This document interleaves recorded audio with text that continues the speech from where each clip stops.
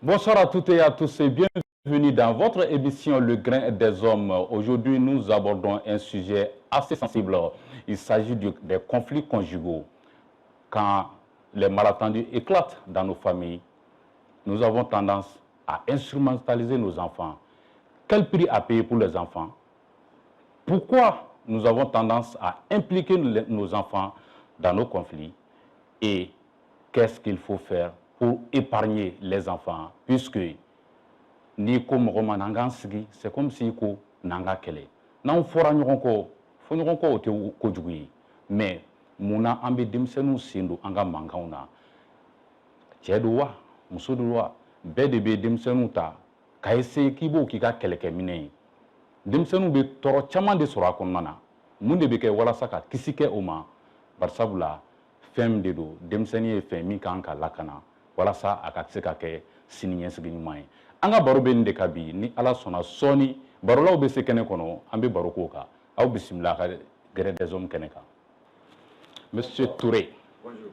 Bonjour. Bonsoir. On va dire bonsoir. Voilà, bonsoir. Bienvenue. Bismillah. Bala Moussa Keita. Ouais, Bienvenue. Ça va bien? Oui, ça va, ça va. Kula Mousso. Bienvenue. Bismillah. Fatoumetou. Bienvenue. Polygame Touré. Kobenyadi. Yes. Bienvenue. Oui, ça va. Ouais, ça va. La famille. Ouais, ça va. Très bien habillé là. Je suis un grain. A tu beau fait. Yorole. Il a béni droit. On a ça, moi. Le gars est imité.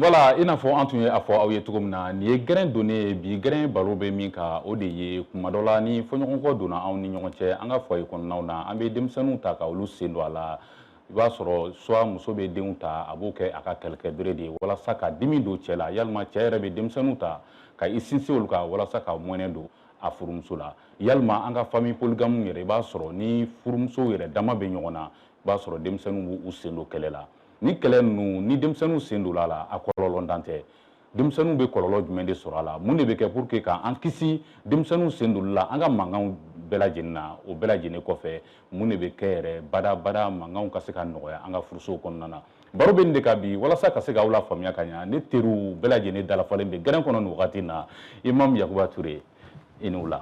Maa n'u la. Kɔri baasi t'i la. Baasi foyi tɛ n na n bɛ Ala tanu i yɛrɛ dun. N yɛrɛ bɛ Ala tanu kosɛbɛ. An ka denbaya. Tɔɔrɔ si tɛ. An bɛ i fo. Foli diyara n ye. Ka télé ɲɛmaayaso fo. Ka lajɛbaga bɛɛ fo parce que fanga foyi fana tɛ anw na ni lajɛbagaw tɛ. O kɔfɛ ka Grain membre fo k'a fɔ mon frère Touré ma ko chapeau. A yɛrɛ ɲuman bi Grain ko bi Grain bɛ diya kosɛbɛ. Donc i fana b'a fɔ Tewulila a kana sumaya n tɛ yen. N'Ala sɔnna. Ala k'an bɛn sababu ma. Tewulila kulo b'a la. Et alors Imam Yakuba Touré ale tɛmɛlen kɔfɛ i n'a fɔ n b'a wele cogo min na ko Imam VIP ale tɛmɛlen kɔfɛ an ka filamuso nɔnɔ tan ale fana ye Grain sɔrɔ nin wagati na Mimi Jakite hakili la i nana ni nɔnɔ ye bi. A to ten tɔ n bɛ na ni nɔnɔ ye nɔnɔ bɛ na komi ayi ne bɛ na joona de ye ne ko ko foyi t'i bolo ne bɛ na ka sɔrɔ misigɛnnaw ma na o de b'a kɛ. Ah d'accord. Ayiwa an bɛ Grain den bɛɛ lajɛlen fo ka ɲɛmaayasow bɛɛ fo ka filɛbagaw bɛɛ fo ka fɔ bɛɛ lajɛlen ko bisimila bi thème ka girin kosɛbɛ dɛ nka Ala ka tulo kɛ tulo kunnadiw ye Ala ka fɔtaw fana kɛ sahabaw ye. Amin ya rabi. Et alors Mimi Jakite tɛmɛlen kɔfɛ anw terimuso an ka chef de Grain i ni famasa Fatoumetou. Lassana. I Gakou. Bienvenue. Merci beaucoup. Bien. Et me bella jelen foni watina et surtout nga chef bien Lassana. Merci pour l'invitation et bitem amba décortiquer gagnant ni al sonama. Inch'Allah. Alors Polygame Touré. A kɛra n tɔgɔ ye. A kɛra n tɔgɔ ye dɛ. Yakuba Sumaworo don mais anw b'i wele Polygame Touré. A tɛ polygame ba. E bisimila. Voilà, ani su. An filɛlikɛlaw ani su. Foli fana bɛ télé ɲɛmaaw ye. Donc merci pour l'invitation. Et surtout le thème d'aujourd'hui c'est crucial, c'est important vu le nombre de divorces dans notre société. Je pense que thème Mambadou je pense que voilà, et public au bébé somoro sera là. Voilà, merci. Et alors, anga polygame touré temelen kofe en red droit ka nan tirke no e Balamusa Keita et Balamusa Ibisimla. Salam alaikum. On n'est pas en traditionnel aujourd'hui là. Oui, bien y a la ka nyef les européens fait doni. Onyana. Salam alaikum ame befo. Oui, faut le ka grandin befo. Amena babu inski na fila mina la jabwa ko haketo. Angon ba yunu fe wa émission wa sui ko sebe parce que ne be insin ko émission be ala yɛrɛ gɛrɛ mun be an yɛrɛ bɛ ka ko dɔ sɔrɔ ko in kɔnɔna la a bɛ k'an yɛrɛ la sabati donc mɔgɔw ka émission in sui kosɛbɛ parce que a bɛ mɔgɔ dilan de adamadenya la ni du ma dilan jamana tɛ dilan ni du ma dilan sigida tɛ dilan donc vraiment ka i yɛrɛ fo kosɛbɛ lansana i ka aw ka nin hakilina in na ka Azbin TV mɔgɔw ka o bɛɛ fo vraiment a babu ka sigi hɛrɛ la ka wuli hɛrɛ la amina rabi ayiwa an balimaw i n'a fɔ aw yɛrɛ y'a faamuya cogo min na anw ka baro bɛ min ka bi o de ye l'instrumentalisation des enfants dans les conflits conjugaux denmisɛnninw sen donni an ka mankanw na an ka furuso kɔnɔna na a kɔlɔlɔ ye jumɛn ye mun de bɛ kɛ walasa ka denmisɛnninw kisi a kɔlɔlɔw ma baro bɛna sigi o de ka bi an bɛ taa sugu la an bɛ ɲɔgɔn sɔrɔ sɔɔni plateau sanfɛ. A ka teli a cɛ ka ɲi a n'o ka ɲi i bɛ om nana ni hɛrɛ ye wa i bɛ om nana ni an dun ye ɲɔgɔn tɛ ɲɔgɔn man da an dilu la c'est de la qualité ɲɔgɔn tɛ ɲɔgɔn man da an dilu la c'est le numéro 1 sokɔnɔna la a bɛ manamana hali kɛnɛmana la a bɛ manamana kɛ u ka siman kɔ c'est recommandé u ka siman kɔ c'est de la qualité an di baara telima cɛ ɲuman sɔngɔ dama tɛmɛ diya an di baara telima wa da ka di trop sojɔ law lafiyara pɛntirikɛlaw lafiyara i bɛ om nana ni hɛrɛ ye maliyɛnw sɛbɛra an du intérieur indox an du extérieur exdox sɔngɔ dama tɛmɛ diya do ani siman kɔl a baara n'o kan ɲi ne a bɛ ja teliya la a b'i ka so nuguya sɔngɔ dama tɛmɛ diya baara n'o kan ɲi i bɛ om baara n'o kan ɲi sokɔnɔ ta ni kɛnɛma ta a baara n'o kan ɲi i bɛ om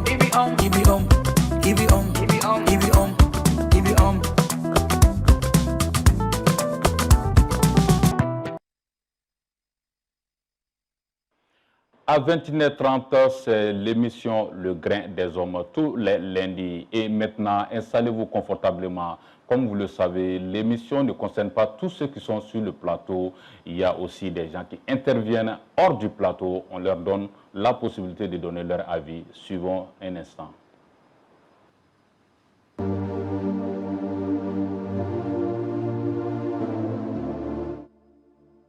Il y a deux causes, hein. Je peux me tromper, mais pour moi, la première cause, c'est le manque de confiance en soi. C'est que quelqu'un qui arrive au point d'instrumentaliser son enfant, c'est un aveu d'échec. Parce que ça veut dire que le parent est arrivé à la conclusion qu'il n'est pas suffisant seul pour résoudre son problème. Ça, c'est pour moi la première raison. La deuxième raison, c'est la volonté de gagner. Donc, en conclusion, de nuire. Quand on veut gagner face à l'autre, quelle que soit la personne, que ce soit son mari, son ex-mari, toute personne dans la vie, une fois qu'on est habité par l'énergie de victoire, de gagner sur l'autre, on devient insensible au problème de l'autre. On ne voit finalement que la victoire, et c'est dans ce contexte qu'on arrive à poser des actes que nous regrettons toute la vie. Parce que vivre en communauté avec les autres, pour moi, n'est pas basé sur la victoire des uns au détriment des autres. Pour moi, c'est basé sur le fait, la capacité d'écouter, la capacité de se mettre à la place de l'autre et la capacité d'accepter humblement ses torts. Et la sagesse de comprendre aussi qu'un enfant doit rester dans l'enfance, ne doit pas être instrumentalisé, il doit pouvoir vivre de façon innocente malgré l'ampleur du problème que les parents traversent. Et donc, pour moi, quand tout ça manque à un humain, on est tellement désœuvré qu'on se rabat sur la pire des solutions. Et pour moi, la pire des solutions dans un couple, c'est de faire monter un enfant sur un ring de boxe, quoi. Parce que les couples deviennent finalement des terrains de boxe. Parce qu'en général, niveau à 80 sur 100, il peut sur 90% en bas que tu n'as en bas au fait, mais en bas au débat quoi. Voilà, il peut sur le bas au début d'un sur nous qu'elle est là pour que au goût venge au là. On est avec un point de vue personnel quoi. Mais souvent, ni d'inquiète assistant dans la famille. Tu as sur le ban, il faut conflit. Tu verras qu'à chaque fois, bas de bisi, il faut avec un quête, il faut avec un quête, avec un ou ça va faire des moussées, il faut avec un quête, il faut avec un quête. En général, tu as sur l'homme est là à la maison, mais il ne réagit pas. Parce qu'il y a donc mon béga qui est quoi. Il ne veut pas impliquer l'enfant là-dedans. Mais en réalité, c'est nos mamans qui aiment trop parler et qui aiment trop mettre l'enfant sur leur papa. Aïwa, aw bɔra sa k'an ka kɛnɛmamɔgɔw yɛrɛ lamɛn olu fana y'u ka hakilinata fɔ an ka thème belebeleba in ka bi ni o ye l'instrumentalisation des enfants dans les conflits conjugaux. On va commencer avec notre imam VIP, imam mun de la kuma dɔ la ni mankan wulila an ka furuso kɔnɔna na an bɛ an sinsin an denw kan k'o kɛ an ka mɔnɛbɔ bere ye an ka kɛlɛw kɔnɔna na mun de bɛ nana ye. Ok, ala k'an bɛn sababa ma. Amin. Je crois que kunba damadɔ b'a la mais ni kuma diyara an da an b'a fɔ ko an balimamuso min bɔra kuma la sisan pratiquement a ye émission a ye bi gɛrɛn résumé k'a d'a ma. D'accord. Parce que ni kumaɲɔgɔnya tɛ ga kɔnɔ couple ni ɲɔgɔn cɛ cɛ ni muso cɛ denw tɛ dɛ denw ta tɛ fɔlɔ parce que communication couple ka communication bɛ yen communication parent enfant maintenant ni cɛ ni muso cɛ kumaɲɔgɔnya ka dɔgɔ o bɛ se ka kɛ gɛlɛya ye ni problème nana n'aw ma teliya ka problème solutionner ni fɔɲɔgɔnya nana cɛ ni muso cɛ n'aw ma teliya k'o solutionner o bɛ se ka k'a kun ye tuma dɔ la fana a kun bɛ se ka kɛ c'est à dire n y'a fɔ n ko aw ka teliya ka solution ɲini n'a bɛ kuma lakale kojugu bɛɛ bɛ kuma kɛlɛ kan aw ni ɲɔgɔn cɛ kuma tɛ da aw ni ɲɔgɔn cɛ a bɛ monnaie extérieure da don a la donc olu da don tɔ a la o de bɛ na ni denmisɛnninw samali ye ka na muso ye min fɔ et puis n'anw ka fɔɲɔgɔnya nana kuma bɛɛ i b'a sɔrɔ ne ne ye ko ne bɛ se ka fɔ ɲɔgɔn kɔ hakilina dɔ kunna bi ça ne veut pas dire k'an ye ɲɔgɔn jugu ye bi an ma ɲɔgɔn faamu nin na mais sini an bɛ ɲɔgɔn faamu kuma dɔ la gɛrɛ na an tɛ ɲɔgɔn faamu fɛ hakilina kelen ka joona mais o kɔrɔ tɛ k'an ye jugu ye o i b'a ye an bɛ tila émission na dɔrɔn an bɛ ɲɔgɔn tɛgɛ minɛ donc ni ne bɛ ne ka kɛlɛ dɔrɔn d'office ne y'a ye k'e bɛ n jugu de n bɛ baara kɛ n bɛ mun baara kɛ k'e détruit e détruit tɔ n mago bɛ jɔ arsenal dɔ la o arsenal ninnu k'an dɛmɛ n'o ye pour que k'e détruit donc nin b'an ka couple la kosɛbɛ kosɛbɛ donc ninnu ka fara an balimamuso ye min fɔ sisan et puis gagneli ko tɛ quoi n de la concurrence tɛ o couple to ye o couple ye complémentarité de ye ɲɔgɔn dafa dɔrɔn de don karisa qui est gagnant qui est perdant ala k'an bɛɛ sɔrɔ mi ka kuma tigɛ n bɛ fɛ k'a fɔ dɔrɔn anw cɛlaka dɔw fana bɛ yen kuma dɔw la ni mankanw bɛ an ni muso cɛ an bɛ o goyanɲɛ yira denw fana na k'a essayer k'an b'an ka mɔnɛ bɔ ni denw ka est-ce que o tɛ na ni denw yɛrɛ fana sen dɔ ye an ka mankanw na. mais si o de la n y'a fɔ n ko bɛɛ bɛ fɛ ka gagner o cɛ b'a kɛ muso b'a kɛ muso b'a kɛ fɛrɛ jumɛn i b'a sɔrɔ cɛ e fana min fɔ nin ye cɛ b'a kɛ i b'a sɔrɔ kuma dɔ la hali n'a mago bɛ muso la a bɛ den de ci ba ma. parce que o man di.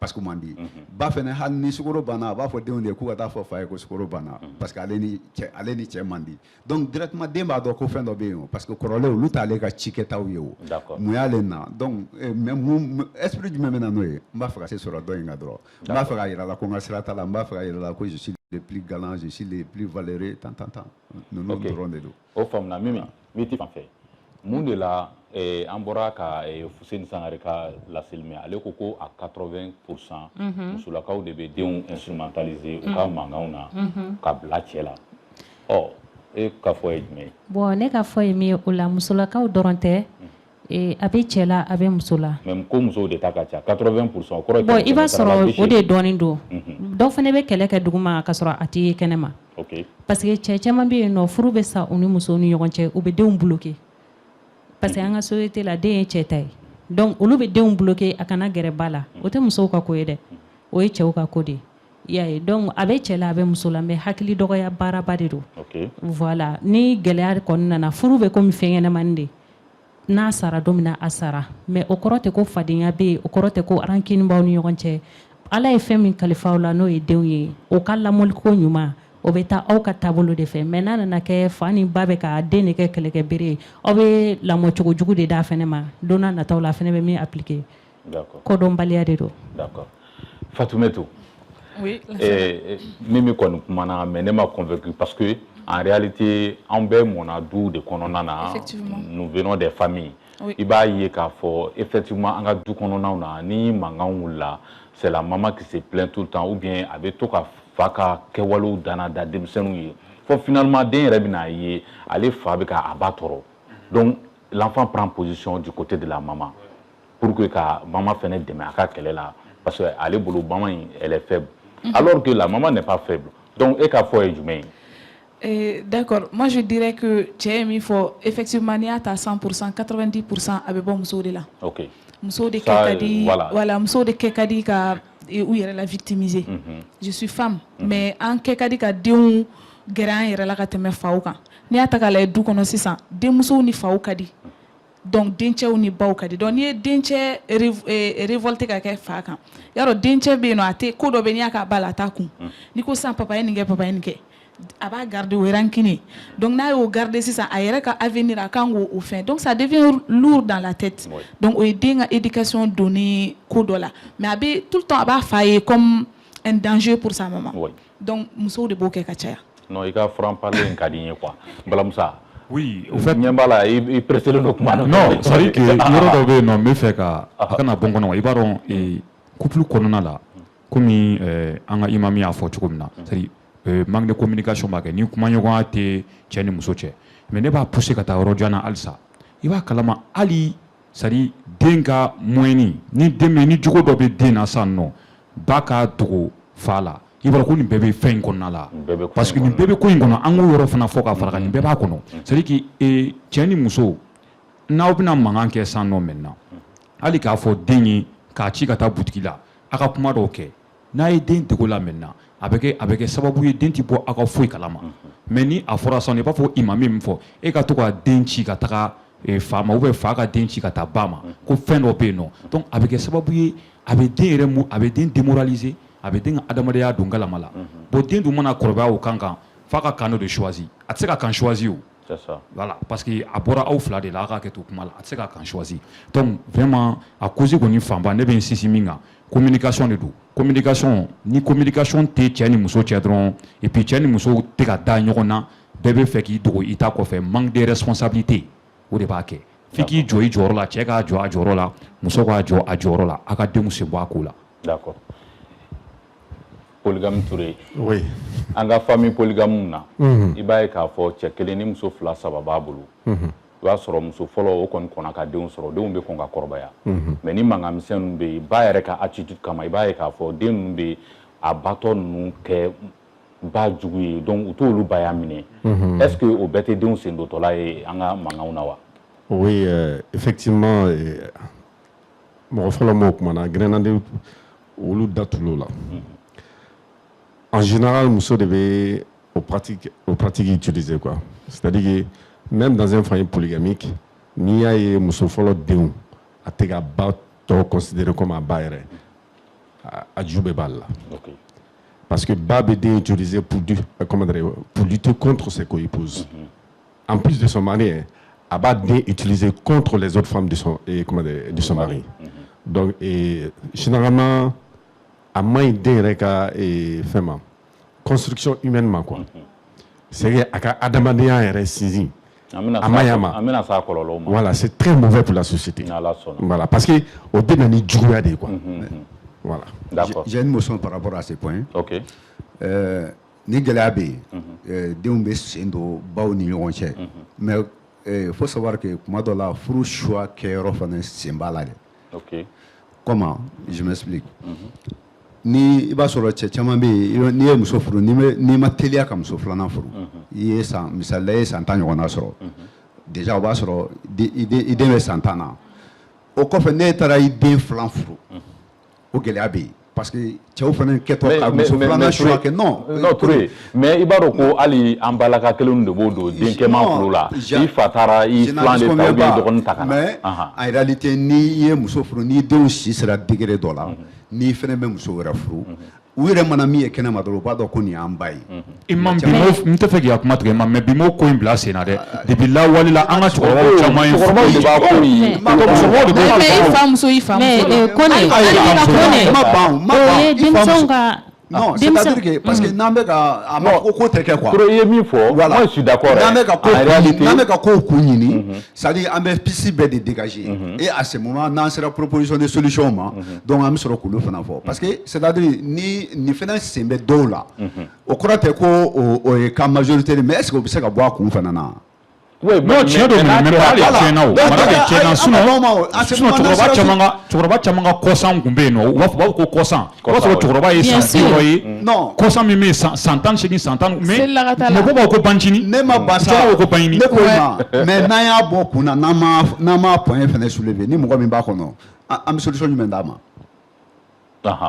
Voilà. Donc maintenant ni kun bɛ fɔ o la n y'a fɔ n ko motion don ne m'a ka kuma wuli n ko n bɛ fɛ ka motion dɔ fara a kan an y'o faamu voilà il faut savoir aussi que c'est à dire o fana bɛ se ka kɛ facteur dɔ ye donc dɔw bɛ se ka kɛ facteur dɔ ye et en ce moment an dun bɛ yan ka solution de di ka problème fɔ ka solution di a la donc moi ne t'a fɛ an ka taa k'a point non a bɛ kun dɔw la a bɛ kun dɔw la il a bien défendu son idée a bɛ kun dɔw la voilà donc on va progresser sani n ka taa question filanan na ne bɛ fɛ ka fɛn dɔ ɲɛfɔ aw ye.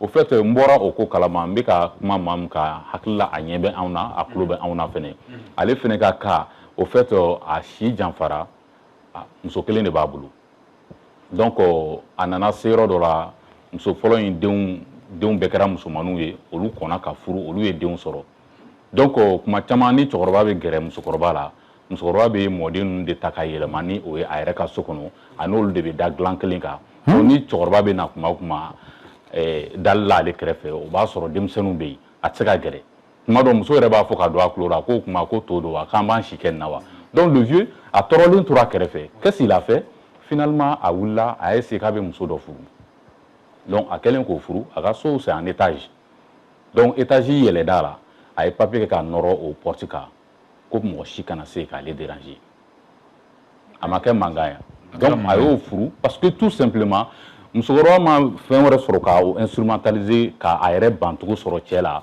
fo n'a kɛra mɔdenw ye a b'olu ta ka taa ka dilan sanfɛ donc c'est pour vous dire que en réalité an ka société kɔnɔna na an balakaw olu bɛ nin ko in denw utiliser kosɛbɛ an ka fɛn kɔnɔ je suis pas en train de juger mais c'est vrai c'est an bɛ bɔ ka dɔw dɔn le constat est réel o de mɔgɔ caman ta polygamie na c'est à dire mɔgɔ caman cɛkɔrɔba caman taara polygamie na yan de parce que i kɔrɔtɔla i bɛ taa garage la en réalité, tu as garage là. Tu as garage fort là. Voilà. Il veut doutiki salé. Voilà, on va sur la bide. Il va sur le mousson ni dombe. Taka sabala ɲɔgɔn ma wallahi donc c'est à dire kuma dɔ la hali n'a ka se dutigi fililen don wo dɔ kɔnɔ yɔrɔ dɔ la lipogon dɔ sanfɛ kuma dɔ la hali ji soli ka di yan o de la i b'a sɔrɔ kuma dɔ la ni dudɛmɛden b'o du kɔnɔ les aides ménagères i b'a sɔrɔ olu munumunu tɔ kɔrɔ olu de b'a ka ci misɛnmaninw bɛɛ kɛ finalement fa bɛ taa kunta ko ta ka ɲɛsin olu ma donc ka bolo ɲɛ c'est à dire o de ye mɔgɔ caman ta muso filanan furu ni sabanan furu yɛrɛ la wa et pourtant o bɛ yen hali sisan o réalité in bɛ yen ne yɛrɛ i b'o mɔgɔ dɔ donc, Imam, oui.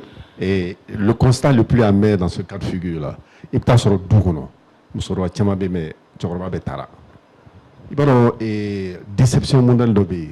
Ni a blé qu'on a durant toute ta vie, tu t'es battu, tu as lutté pour le bien-être de ta famille et qu'au finish, on te met en garde de cette manière-là, avec une dépression d'obé. Et généralement, c'est clair. Non, donc Mimi bɛ fɛ ka fɛn dɔ fɔ. Awɔ ne bɛ fɛ ka fɛn dɔ fɔ ne bɛ ka fɔ aw ɲɛna cogoya min na aw bɛ k'a kɛ musow ye ne y'o de fɔ a bɛ cɛw la a bɛ musow la parce que e y'i ka cas fɔ i y'a ye ne yɛrɛ fɛnɛ n ye n ka cas n y'a a ye. E k'o fɔ tan. Ne ka cas ye min ye après divorce kɛlen kɔfɛ den minɛra ka di cɛ ma parce que ko den ye cɛman ye o y'a sɔrɔ den si bɛ san 5 de la san 5 kɔfɛ ba y'a laɲini ko cɛ ma i ka to seli fɛ i bɛ den bila ka na n'a ye a bɛna seli kɛ ne fɛ yen après a bɛ segin ka t'i fɛ a ma sɔn u séparé la 3 ans après muso ɲɛ ma da den kan cɛ y'a bali k'a kɛ donc n fana bɛ ka kuma ni ta de n y'o de fɔ n ko kodɔnbaliya de don bon ni dun ye kodɔnbaliya ta a bɛ cɛ la a bɛ muso la kodɔnbaliya parce que dɔw bɛ furusa kɛ wala séparation ninnu kɛ ni rancune de i y'a ye a bila i kunna ni min banna don min na o ban wagati de sera n'i y'o kɛ i tɛ den don kɛlɛ la tuguni. Comment il faut après l'amour c'est pas la guerre. C'est la guerre de. Bon, chez nous ici c'est la guerre. Non, chez la femme ça a été toujours la guerre. Après l'amour c'est la guerre. Comment? Parce que i ni mɔgɔ tɛ se ka kɛ ɲɔgɔn kan san joli ko o tigilamɔgɔ farala e la ka taa mɔgɔ wɛrɛ ta ko après l'amour c'est la guerre c'est pas la guerre. Non, mais quand on est non, c'est la guerre. Non, ça conférence avec non, Fatou, au moment où de ñogon yi, Fatou, ka ñogon fait, ka kanu ke, ka furu ke, ka denw sɔrɔ, o tigilama ko bi na aw ta ka ñogon faamuya, k'aw farala, ko ala ko après l'amour c'est pas la guerre, ça, c'est la guerre. Non, c'est pas la guerre. Non, il faut critiquer de tout là. Non, en fait, c'est la guerre, ma belle. Non, comment est Gagou, Fatou. Par exemple, ni Dombaoutier. Est-ce que forcément on doit être dans cette logique de guerre? Non, en fait, ni Dombaoutier, divorce mangake. En fait, ou quand on doit être ni Dom sera la divorce mangake. Non, avec Fatou. Ni Do Bana, Oyo Bana, il dit on garde mais qu'à divorce qu'il y a des enfants. Fatou. Non, au cas fait que il muso de be kololo sera à la cause parce que chedo be no muso bu bolo sokono ka muso du demba bolo. Ma bise ka 10 ans ka amado muso ka sokono. O fene kololo were de. Ah mais divorce mangake. Dala, furu be chogom na furu savete. Mais après furu sa ko divorce mangake. Diema bon. On fait quoi après? Diema keo. Après l'amour c'est la guerre. Et puis Lassana, au yoro la fana ou pas faut mariage la ou ka fola. Ko ni 3 mois temena we fait bané à toi et tindi. Donc ce n'est plus l'amour. Donc c'est pas la guerre. Voilà. C'est la guerre. C'est la guerre. Vraiment. Et donc on va évoluer. Il faut l'implication, l'instrumentalisation des enfants dans les conflits conjugaux. Ni foyongo dona ni ñonche dem senu amolu takulu kanga keleke beroye wala saka mwene do antonio ona o fm yi ko gele bay ala a conséquence bu sika ke jume anga kene mamugo lu ka havidi anga olaje ambe seki kana plateau ka.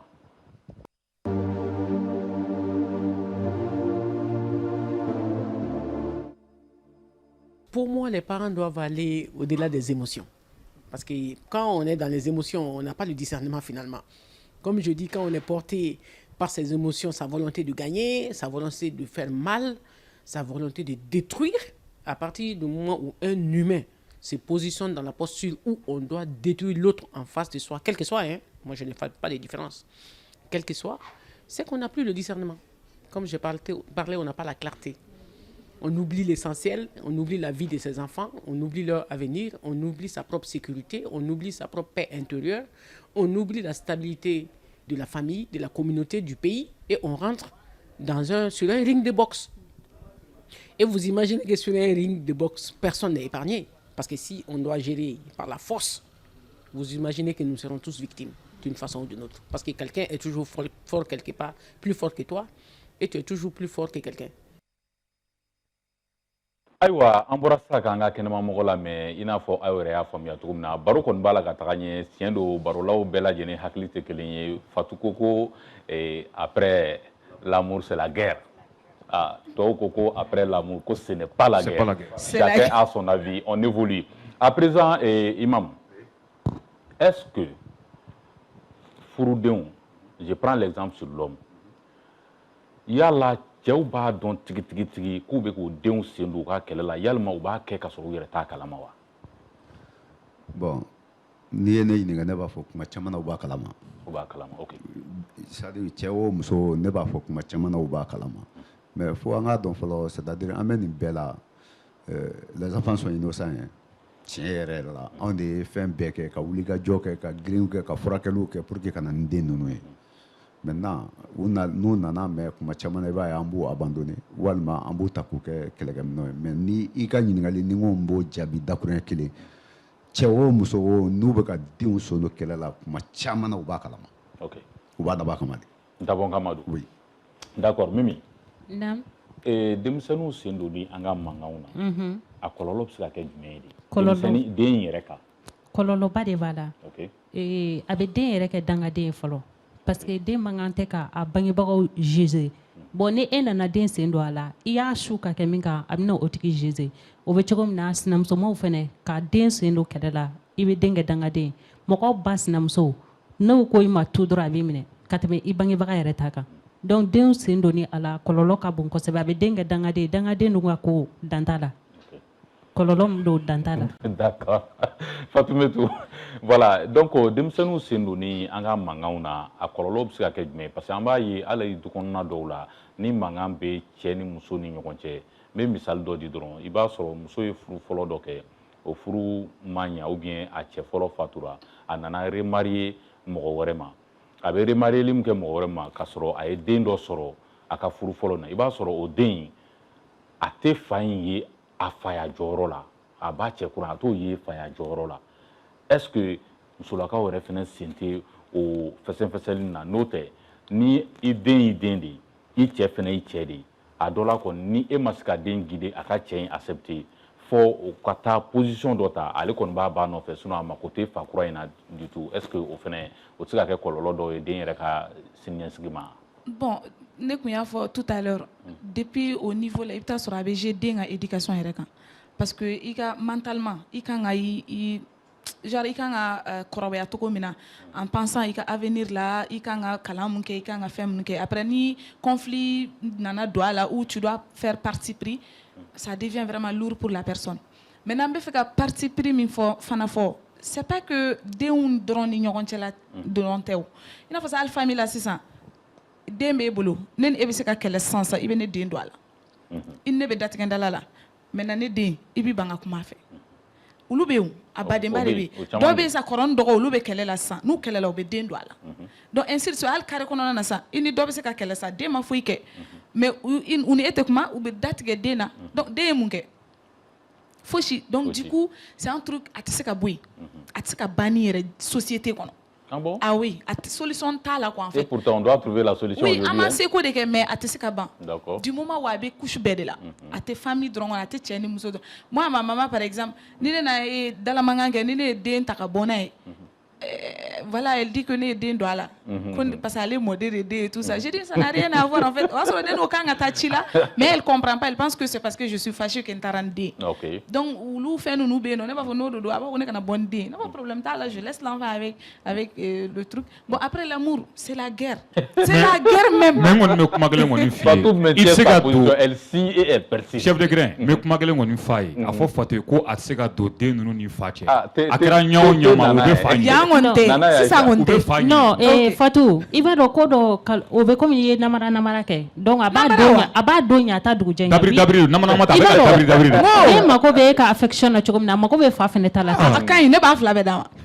Non ni den fago mago nana don o don mɔgɔ si tɛ se k'o kɛ n'a fa tɛ. OK.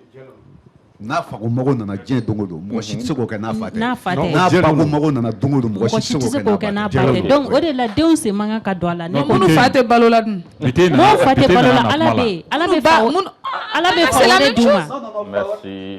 Ala bɛ fa wɛrɛ d'u ma fa bɛ yen i fa tɛ i fa balima dɔ bɛ yen mais i bɛ hali alimami filɛ ka min fɔ. Moi j'ai pas fini avec Fatou hein. Non i b'a dɔn alimami filɛ ka min fɔ o kaw fɛnɛ bɛ yen dɛ dɔw yɛrɛ bɛ yen u cɛw sara donc olu yɛrɛ bɛ don den ni den somɔgɔ tɔw bɛɛ ni ɲɔgɔn cɛ mais i b'a ye a kungo bɛ na don min na mɔgɔ wɛrɛ tɛ se k'a ɲɛnabɔ den fa de b'a ɲɛnabɔ donc fa jɔyɔrɔ ka bon société kɔnɔ kosɛbɛ. Ne bɛ mɔgɔ dɔw yɛrɛ dɔn c'est à dire très rapidement famille bɛ famille la Mali yɛrɛ kɔnɔna la yan nɔ n'u bɔra i denmuso kɔ u tɛ sɔn ka denmuso furu abadani fo ka taa faso hali ni fa sara fo ka taa faso la. Non mais ça c'est tout le monde. Fo ka taa faso donc i b'a dɔn o don de min na a conséquence i b'a conséquence. Ne ko après l'amour c'est la guerre.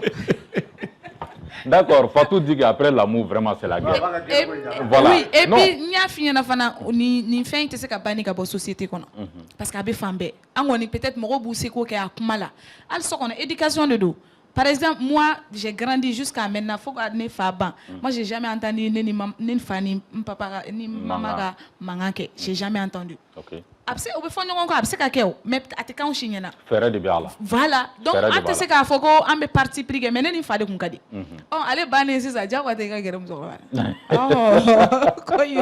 Monsieur Touré. Oui. Denw sen donni an ka mankanw na a kɔlɔlɔ bɛ se ka kɛ jumɛn ye denmisɛnninw yɛrɛ kan. À kɔlɔlɔ ka ca. 1. La construction de leur propre personnalité. À Bobali. Tu vois. Et Fatou Idatou Yorodo, les devenir leur avenir. Ils n'ont pas le temps émotionnel pour penser à ça. Parce qu'ils sont impliqués dans un conflit. Mitotaye quoi. Tu vois. Donc, même les échecs scolaires, là, c'est dû aux conflits conjugaux. Justement. Tu vois? Parce que l'enfant n'arrive pas à se concentrer sur ses études. Elle n'a pas fait d'amener à se concentrer parce que permanemment à hakili b'o dɔrɔn la. Touré i ka nin kuma in hakili jigin fait dɔ la que j'ai vécu. En réalité on était deux. En fila bɛɛ ye defu kɛ ɲɔgɔn fɛ. Oui. Donc l'autre n'a pas passé. OK. Ale ma passé min kɛ, il y a son papa parce que an faw ye dɔgɔnin kɔrɔw de ye. Oui. Ale fa ye muso filatigi de ye. Oui. O b'a sɔrɔ fa ni ba in tun man di quoi. Donc fa ko n'i y'a ye den in ma passé ne passera k'a to ko ba in de tɛ ba in ka duwawu tɛ ale ka duwawu tɛ ba in kan ba in fana ka duwawu tɛ den in kan parce que tout simplement ko den in bilalen don ale la quoi. O b'a sɔrɔ ne ale ko den ka taa furu la den bɛ ban ka taa furu la n'a y'a bila ci min na a tɛ sɔn parce que ale ni a ba man di. Donc den échouera dɔrɔn ale y'o k'a ka prétexte ye ko n'i y'a ye k'a ma passé ko parce que ko ba de nɔ don. I b'a dɔn kɔni a kɛra problème ye. A kɛra problème. Voilà. Donc c'est à dire que n tɛ fɛ ka Touré ka n tɛ fɛ ka n balimakɛ ka kuma tigɛ même den ka i b'a ye sisan nɔ n teri dɔ fana bɛ yen nɔ o fana ale ta ye kɛra min ye dɔrɔn muso bɛ i b'a fɔ ni denw sigilen don cɛ in kunkolo ka bon quoi a kɛtɔ bɛ kuma kan donc den kɔni bɔra fa la o maintenant ni ba dimina don min na dɔrɔn fa kɔrɔ dɔrɔn a bɛ se ka den lajɛ quoi i kunkolo b'a den a b'o fɔ dɔrɔn c'est à dire que dukɔnɔmɔgɔ bɛɛ b'a dɔn quoi a fɔra a tɛ dabila don dɔ la ko cɛ fana ye samara sigilen kɛ k'a jɛ ko i ko bɛ ne de ma awɔ a kɛra nɛni ye k'i ko bɛ ne de ma ko parce que ko mana kɛ i b'a fɔ den ma ko a kunkolo b'a den bon ni den kɔrɔbayara o kan kan sisan nɔ yɔrɔ a bɛ kɛ problème ye c'est pour que ka n balimakɛ Sumaworo ka kuma sɔrɔ la voilà c'est pourquoi dans nos familles il faut éviter vraiment de hali n'a fɔna ɲɔgɔn kɔ partez dans la chambre a k'a ka dispute kɛ. Ne faites pas ça en présence des enfants. N'impliquez jamais les enfants dans vos conflits. C'est important. Parce que vous avez la chance qu'à la personnalité construite, voilà, et mangama dans la fauchi. Mais les enfants, ils n'ont pas à demander à venir au monde. Et tout le monde a des courses pour que et ensuite deux seront là. Mais les enfants n'ont pas demandé à venir au monde pour subir ces choses-là. Donc il faut les épargner. Donc une fois de plus, il faut vraiment de la communication. Souvent, reconnaître son tort là, c'est pas une faiblesse. Dans le couple, reconnaître son tort là, faiblesse c'est de la grandeur. Bon, ça dit que on est en compétition permanente. Justement, parce que quand tu reconnais ton tort, tu mets la balle à terre. Et ça, c'est une bouffée d'oxygène pour le couple. Oh, mais ça permet de gagner tout coûte. Voilà. Touré, i ka kuma in nafa ka bon a fɔ bamanankan la an bɛɛ tɛ français mais a fɔ bamanankan na voilà kuma in nafa ka bon kosɛbɛ. Ça veut dire que Kone même point dɔ bɛ yen i b'a dɔn kuma dɔw la denw sen donni kɛlɛ la a bɛ denw tigɛ aw yɛrɛ la mais a t'a dɔn k'u bɛ ka tigɛ aw la. Parce que kɛlɛ bɛna ban mais bon kɛlɛ on suppose que kɛlɛ kɛra dɔrɔn aw bɔra ɲɔgɔn kan yɛrɛ aw ye denw sen don a la mais a tilala ka segin ɲɔgɔn ma don kelen olu ɲɛ b'a la tugun aw bolo dalen don ɲɔgɔn kan na mais u tɛ se k'a fɔ parce que muso y'aw ye en réalité denw bɛ tigɛ aw la u tigɛlen don aw la o den bɛ mun f'a kɔnɔ ninnu tɛ se ka ɲɛ ɲɔgɔn kɔ ninnu ye manamɔgɔw yɛrɛ de mais a tɛ se k'a f'i ye parce que aw ye mansaw ye dɔrɔn nin bɛɛ y'a conséquence dɔ ye denmisɛnnin min nana école la a ye kalanko fɔ je suis enseignant min nana kalan la k'a fa n'a ba to mɔni min na ani min nana k'a fa to k'a ba bolo kurun est-ce que olu ka réaction bɛ se ka kɛ kelen ye? Non, o tɛ kelen ye. Jamais. O tɛ se ka kɛ kelen ye. O tɛ se ka kɛ kelen ye quoi. Donc u tɛ se ka résultat sugu kelenw di. Donc ninnu bɛɛ de y'a gɛlɛya ye mais l'intérêt supérieur des enfants tant que n'an m'o de ta ka bila sanfɛ k'o bila an yɛrɛ sanfɛ parce que en réalité olu ka intérêt b'anw ta sanfɛ. C'est clair. Je suis un gestionnaire de cas i b'a sɔrɔ n'an ka couple bilala ɲɔgɔn na kuma o kuma n'u ser'i ma n'u bɛ ka kɛlɛ ɲɛfɔ koliji ko a tɛ dumuni di yan ni n bɔra baara la a tɛ n fo ka ɲa ou bien n bɛ bɔra baara la n t'a sɔrɔ so uniforme ko denbajala tun bɛ n kun na mais jamais au grand jamais i tɛ denw sɔrɔ cause la conflit la. Denmisɛnninw ka cause tɛ yen nɔ i hakili ka to denmisɛnninw na. I t'o ye quoi denmisɛnninw ka kalanko u ka kɛnɛya ko u ka sanuya ko i t'o ye ko diɲɛna anw ka couple ka conflit la mais pourquoi? Alors que l'intérêt supérieur des enfants, on va ta sanfɛ. Ko in ye min ye dɔrɔn. Bien sûr. Mais n'olu de ye kɔtɔ ye ne produit ɲuman n'i ma produit ɲuman dilan ka di diɲɛ ma i b'i yɛrɛ tɔɲɔ i bɛ tila ka société fana tɔɲɔ parce que i bɛ ka produit kolon de di société ma. C'est à dire ko in ye min ye dɔrɔn pour que an ka bɔ nin kɔnɔ rapidement ko in ye min ye a bɛ komi sisan nɔ anw bɛ jɛ c'est à dire que a ka hakɛ to ni denw sɔrɔla an bɛ ɲina denw kɔ an bɛ an yɛrɛ de ka avenir dilan an tɛ denw ka avenir dilan. Parents b'u yɛrɛ de ka avenir jɔrɔ bi dɛ i bɛ parents ɲininka 100 ni 20 min b'a fɔ n bɛ fɛ n den ka kɛ tan n den ka kɛ tan n den ka kɛ tan o ka dɔgɔn bɛɛ b'a fɔ non ne bɛ fɛ ka nin kɛ tan muso ye nin kɛ tan n bɛ fɛ ka mobili san n bɛ fɛ ka nin kɛ n bɛ fɛ ka nin kɛ mais an bɛ ɲinɛ denw kɔ bon i bɛ kɔrɔ bɛ s'i ma wagati min na san 60 ni fɛnw o b'a sɔrɔ hali e yɛrɛ ka kumakan yɛrɛ t'i mɛn kosɛbɛ e bɛ se ka mun kɛ den na o wagati. D'accord o faamuna donc an bɛ taga ɲɛfɛ Touré avec ta permission au fait baro bɛ min ka bi o de ye l'instrumentalisation des enfants dans les conflits conjugaux denmisɛnninw sen donni an ka mankanw na a sababu ye jumɛn ye a kɔlɔlɔ ye jumɛn ye wa fɛɛrɛ jumɛn bɛ se ka sɔrɔ a la an bɛ ka se o de ma an bɛ taa an ka kɛnɛmamaw fan fɛ olu k'u ka hakilinata fɔ an bɛ sɔrɔ ka na solution na.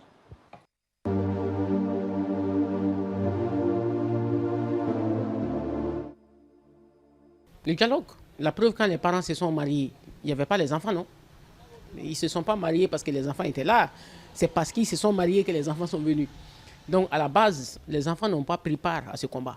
À la base, ils se sont vus, ils se sont mis d'accord et ils ont décidé de se marier. Maintenant, pour moi, dans une logique comme ça, où on est libre de faire le choix et assez mature pour en assumer toutes les conséquences, ben, on ne doit pas impliquer un enfant dedans. On doit gérer le problème des adultes avec les adultes.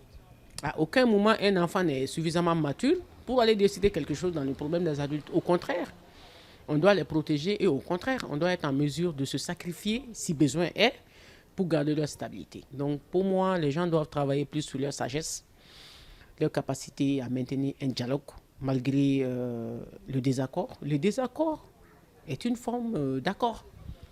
Parce que vous êtes d'accord que vous êtes en désaccord. Quand vous êtes d'accord que vous êtes en désaccord, en ce moment, vous acceptez que chacun doit tenir sa place et que le débat continue. Ce n'est pas parce qu'on est en désaccord que la porte est fermée. Mais non, on continue de dialoguer. Donc pour moi, la sagesse, l'écoute et la compassion sont des clés pour ne pas franchir la limite.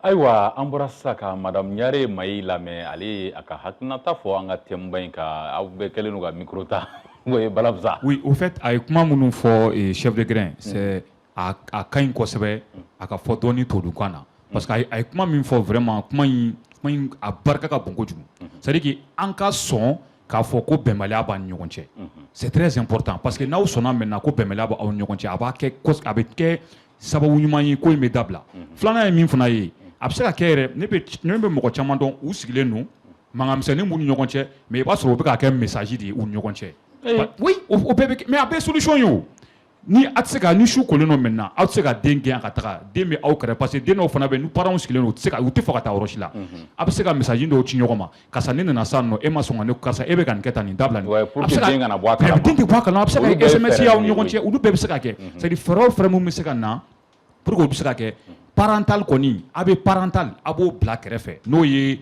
denmasaya ko ye o bɛ bila kɛrɛfɛ conjugal ye e ni muso cɛla de ye a b'o fana bila kɛrɛfɛ fo k'a bɛɛ de fɛsɛfɛsɛ k'a bɛɛ bila a damasegi kɔnɔna la n'i y'a fila bɛɛ bila segi kelen kɔnɔ den bɛ bila denmasaya segi de kɔnɔ o ye parental ye e ni muso cɛla ko o bɛ bila conjugal kɔnɔna la o fana segi b'a dan ma a segi si man kan den man ka segi dɔ in ye fo ka taa diɲɛ wuli i b'a ko fatuya fɔ cogo min na an caman kɔrɔbaya la an ma deli k'an fa n'an baw ye u jɔra ka kuma mais o t'a yira k'a fɔ ko bɛnbaliya tun tɛ yen nɔ bi kɔni an bɛ muso nɛni den sigilen den sigilen ɲɛna i bɛ muso bɔ dɔw ta u ni boli de bɛ na ka ni pan mɔgɔw ka surɔfana to kunna dɔw ta bɛ ten i b'a fɔ n'i y'u na kan mɛn i b'a fɔ falikɛlɛ de bɛ ka na u ni boli de bɛ na mɔgɔw ka surɔfana to sigilen k'i pan muso bugɔli kama bon fɛn de don fɛn min cɛ ka jugu den yɛrɛ b'a ye ten tɔ a bɛ kɔrɔbaya n'a ye finalement hali n'a ye fɛn sɔrɔ a b'i kɔnɔjɛyaba de a bɛ aw b'a miiri ko bɛɛ ye baw ka ko ye ba ka ko tɛ dɛ muso yɛrɛ minɛ cogo o b'a to den fana bɛ kɛ fa fɛ oui Touré an bɛ na i fan fɛ fɛɛrɛ ye jumɛn ye ni mankanw bɛ anw ni ɲɔgɔn cɛ ka denw épargner olu sen kana se ka don an ka mankanw na an bɛ fɛɛrɛ jumɛnw de kɛ gundo la en tant que conseiller conjugal vraiment d'accord mais a jɛ ɲini Gakou fɛ fɔlɔ a k'a dɔn k'a fɔ ko problème tɛ ban c'est vrai mais problème bɛ se ka ban tant que société bɛ falen génération bɛ falen problème bɛ continuer de o mais i bɛ wagati min na i bɛ bilasiralikanw di au moins hali ni i tɛ se k'a ban i b'a minimiser quoi dɔ bɛ bɔ a la donc an ka baro kun y'o de ye an b'a dɔn k'a tɛ ban société la parce que génération bɛ falen donc génération bɛɛ n'a ka problème bɛ na quoi tuma bɛɛ génération natɔ la a n'a ka problème bɛ na minnu fana bɛ yen o tuma olu b'o gérer donc ko ni couple an bɛ segin a kan an bɛ bilasiralikan fɔ furudenw ɲɛna o y'u ka sɔn u ka kuma u ka sɔn ka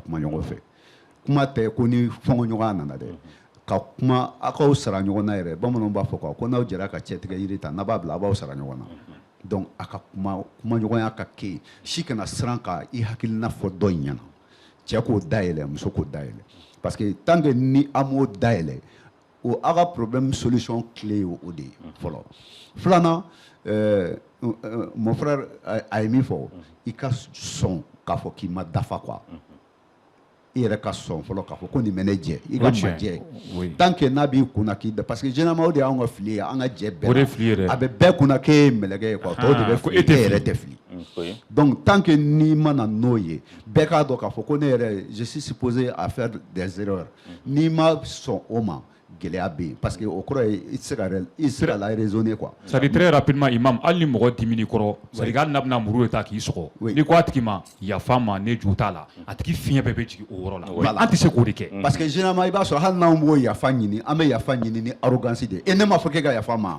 mais c'est à dire yafa bɛ yen yafa bɛ yen o i y'a faamuya o kɔrɔ tɛ k'i ye jɔnsɔla la parce que imam hali o yafa ɲinini est-ce que c'est bon à kɛ denw ka présence la non ani yɔrɔ jumɛn bɛ choisir o de la c'est à dire ni communication yɛrɛ bɛ fɔ couple yɛrɛ kɔnɔ même ni fɔɲɔgɔnya nana problème couple la n'an b'u bilasira sɔn an b'a f'u ɲɛna a ye c'est à dire waati dɔ aw si diminen tɛ kuma min na ni gɛlɛya in a ye kuma a kan mais aw kumatɔ a kan aw bɛ deli yɔrɔ minnu na ka kɔrɔ a kana kɛ yen.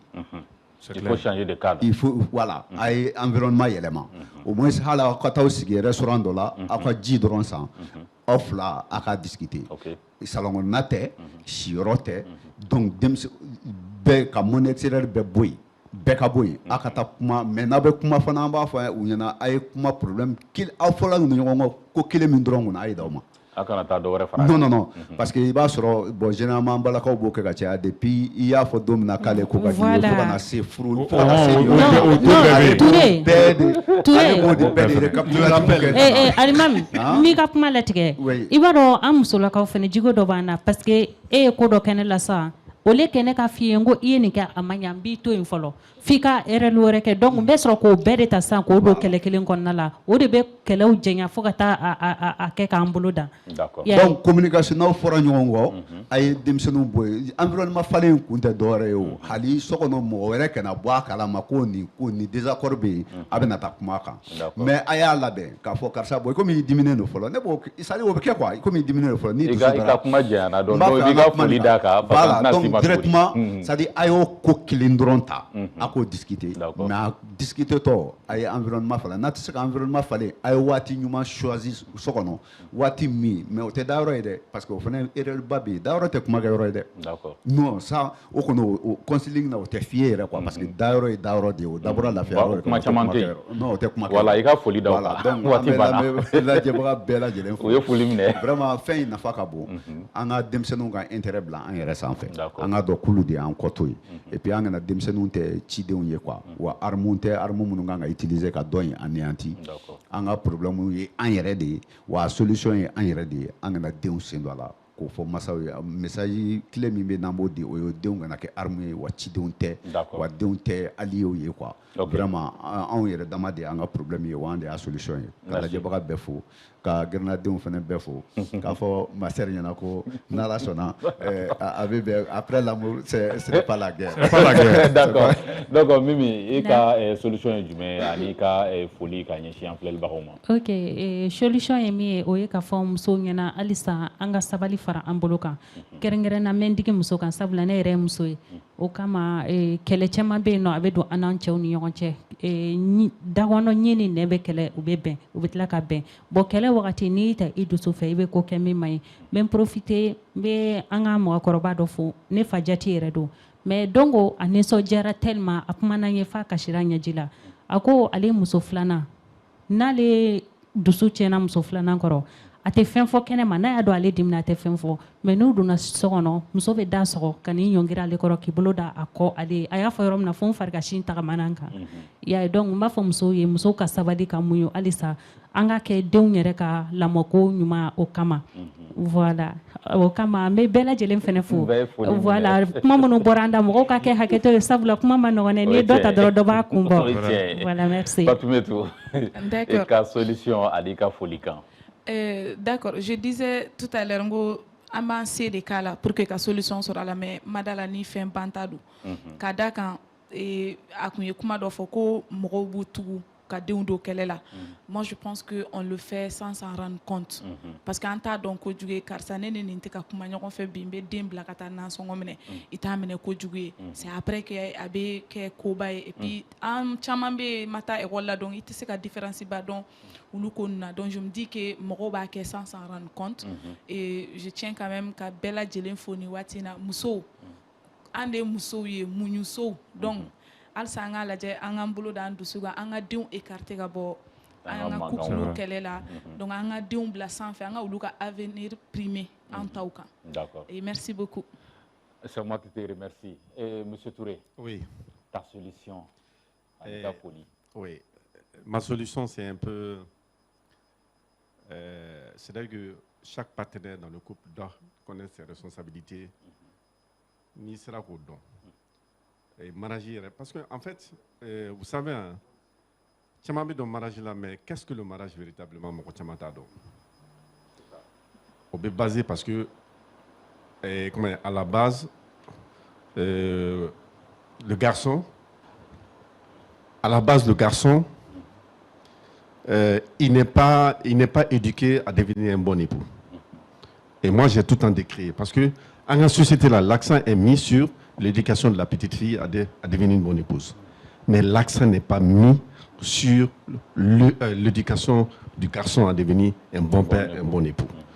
Donc, depuis là, il faudrait que la société prenne conscience que au Yorokan a corrigé. Et de deux, il faudrait que n'a fallu que Dieu, au cours de mes faits bla, donne mes dobla à mes témoignages. Faire des concessions de part et d'autre pour avancer main dans la main. D'accord, folie. Folie. Donc, nos cadrons, on peut épargner les enfants. Et on doit épargner les enfants de nos conflits conjugaux. D'accord. Donc, ok. Donc, nous avons Advance TV Mokobé, le public également de l'émission, nous avons Boye, et nous avons Grenezom à Dabola de la société éduquée. Donc, je pense que Bi Shuna, Beye Dota, une émission Djemukana. Voilà. Baramoussa, on va continuer et il y a solution à la solution est mise et ne veut à faire RMC, c'est-à-dire réconciliation. Et mise il va faire moralité. Maintenant bon, c'est concession. Donc RMC, c'est-à-dire ni fait un sabbat, ni ne me couple qu'on a là, à kacha à la fait. Aute seigneurement, comme une balle marquée à Fortuna, muso ni furla, kana bli kunako ebe fembe don. Ni muso te min don cɛ kan ka dafa de o de la bamanan ko kun tɛ kalifa cɛgana la a fɔ ko ni muso furu i bɛ dafa donc vraiment an falakaw an cɛlakaw fana ka dɔn k'an ni muso ye ɲɔgɔn dafalan de y'an ye nka den t'an ka kɛlɛkɛbere ye den y'an sinsinbere de kɛlɛkɛbere ni sinsinbere tɛ kelen ye donc an k'o dɔn vraiment an bɛ bɛɛ fo Advance TV mɔgɔw ka bɛɛ fo ala ka nin ko in ala ka halisa ala ka émission in ala ka taa ɲɛ diɲɛ yɔrɔ o yɔrɔ bɛ yen nɔ su in na vraiment mɔgɔ bɛ ka najɛ an b'aw bɛɛ fo ka Advance TV ɲɛmɔgɔw fo ka chef de grain k'i yɛrɛ fo kosɛbɛ i ka wuli ka jɔ la parce que ko in bɛ ka furu caman dilan vraiment barajiba de bɛ nin ko in na je vous jure parce que ne bɛ écho caman sɔrɔ ka bɔ kuma la hali o don n bɛ seli la misiri la n ka grande famille kɛrɛfɛ an tilala misiri sani alimami ka seli dɔrɔn n kɔrɔkɛla mɔgɔ dɔ bɛ yen nɔ a tulo bɛ n na sa a ko dɔgɔ ko n ye télé la o don k'i ye min fɔ ko ma sɔn a ma dɛ o b'a jira k'a fɔ mɔgɔ b'a suit o n'a ɲɔgɔnna caman. Donc a ka to bɛ kuma kan Salamu Mohamed. Ayiwa an balimaw an ka kulun kɔni sera tiɲana an ka baro tun bɛ min ka bi o de ye denmisɛnw sen donni an ka mankanw na furuso kɔnɔna na ni o ye l'instrumentalisation des enfants dans les conflits conjugaux barolaw ye u ka hakilinaw fɔ bɛɛ lajɛlen kɔni y'a ye k'a fɔ fɛn min don fɛn ɲuman tɛ barisabula den ye dunan de ye furuso kɔnɔna na aw bɛ ɲɔgɔn ye don min k'a bɛ ɲɔgɔn fɛ ka furu ɲɔgɔn ma o b'a sɔrɔ den tɛ yen ni denw sɔrɔla ni fɔɲɔgɔnkɔw nana denw man ka kɛ kɛlɛkɛbere ye an ka furusow kɔnɔna na hakili la barolaw ye ɲɛfɔli caman kɛ wa aw yɛrɛ filɛlibagaw a ye faamuyali caman sɔrɔ fɛnɛ an bɛ min fɔ dɔrɔn san'an k'an kɔ don ɲɔgɔn na o de ye sigi kɛlɛ dan tɛ ni sigi kɛlɛw nana an ka denw sen bɔ a la ni kɔmuso man di don min waatinin dɔ bɛlɛn a k'aw ɲɔgɔn sɔrɔ k'a sɔrɔ denw t'a kalama a ka kuma ɲɔgɔn fɛ o bɛ kɛ sababu ye den tɛ fara fa kan yalima a tɛ fara ba kan denmisɛnw ka sen bɔ an ka mankanw na barisabula n'i ko ko denmisɛnnin ka kɛ siniɲɛsigi ɲuman ye o k'a sɔrɔ i fana y'a bila sira ɲuman de kan ni aw kɛra misali jugu ye denw ɲɛkɔrɔ fɔ denw yɛrɛ b'u ɲɛna ta aw la o ye fɛn min ye o man ɲi an ka furusow ma an ka hakili to olu la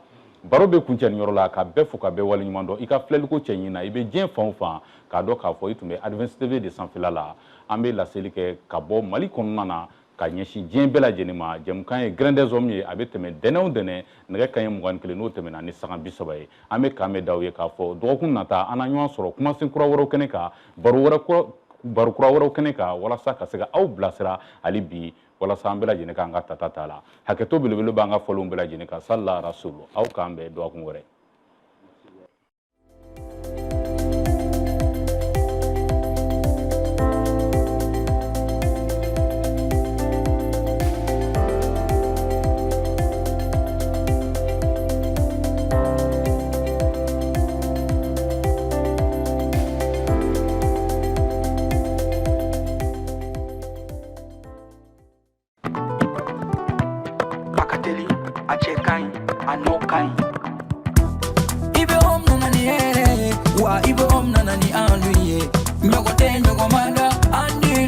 C'est de la qualité. Nyongote nyongomanda anilula. C'est le numéro 1.